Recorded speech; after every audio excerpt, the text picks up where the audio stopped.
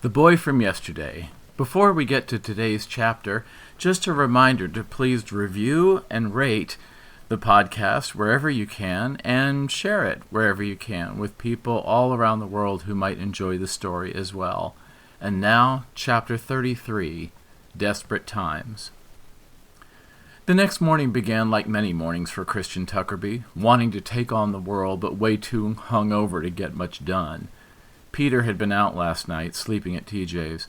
Christian thought that was just as well because he felt like the house was becoming cramped, which to Christian meant that he wasn't able to hide his using drugs as easily from Peter anymore and wanted to live alone in order to spare me the judgment.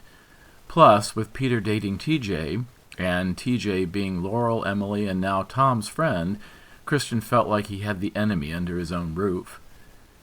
He would have cared more about that if he hadn't been too hungover to really realize that. He just didn't make the connection between a vague sense of Peter as roommate being around and Peter being with friends with the people Christian had stolen from. Christian's tunnel vision only focused on what was important to him at that moment. He didn't even think about what he did to Emily. He checked his email for any responses to inquiries he had put out about that t-shirt line he was trying to develop.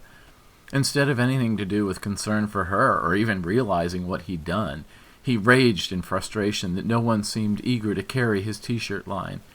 He poured himself a morning eye-opener drink, making it breakfasty by putting in a little leftover orange juice in his vodka, and then had another drink just like it until he ran out of orange juice and just drank the straight vodka, which was already running low. He was disappointed about that, but then realized he had a fresh bottle in his gym bag, which he usually did.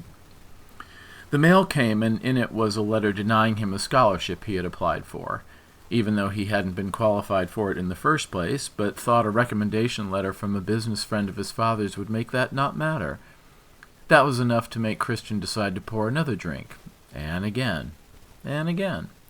The whole time raging in his mind about how no one gave him the respect that he deserved.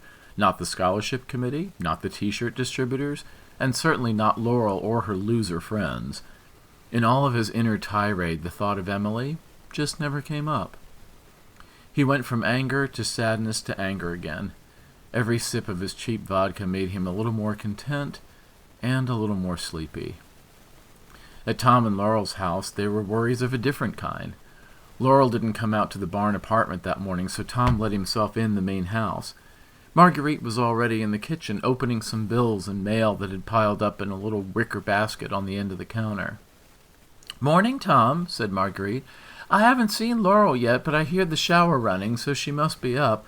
Go on up and see. Interest you in some coffee?" "No, ma'am, thanks, but thanks just the same," Tom said, waving his hand next to his bare head as if he were about to tip his cap, out of habit, but he hadn't been wearing his cap this time. He wondered if what he said came out right to Marguerite as he raced up the stairs toward Laurel's room. Marguerite paused a moment and silently talked to herself as she opened another envelope. "That boy's manners are unlike anything I've ever seen. He's like the old Mickey Rooney movies or something. What do they teach those Canadian kids anyway?" she thought, but the thought just let go once she opened the cable bill and noticed yet another increase. Tom knocked on Laurel's bedroom door, noticing for a split second some of the woodwork around the door's frame that had been painted over many times, but he still recognized the design from the time this was his room, in his time. Laura opened the door and was already dressed, complete with doing her hair and some light makeup, but she pulled in Tom by his shirt. "Quick, get in here," she said. Tom looked at Laurel's face, which looked fine. "What's the matter?" "Look," Laurel said, holding out both hands in front of her, palms down. Tom looked at her hands, carefully manicured, smooth and beautiful. Everything looked fine for a moment. Then he watched as her right arm disappeared into the sleeve of her long-sleeved blouse. He watched transfixed as it reappeared, just as smoothly as it had faded away, and he saw both hands briefly before her left arm did the same thing. "It's getting faster. We've really done something, or something is really going on about the whole time-space continuum," Laurel said in her voice, a desperate whisper that was so shrill it almost whistled when she spoke. "We can't let anyone see this," said Tom. I know, and I still can't get Em on her phone. I don't know whether she dropped it in the toilet or what, but I can't go over there and see if she's home, can I? Not like this, she said, waving her hands. Just stay put, Tom said. We've got to think of ways to get the ring back. We have the incantation now. If I can get the ring... Laurel said, yeah, we'll be fine, except...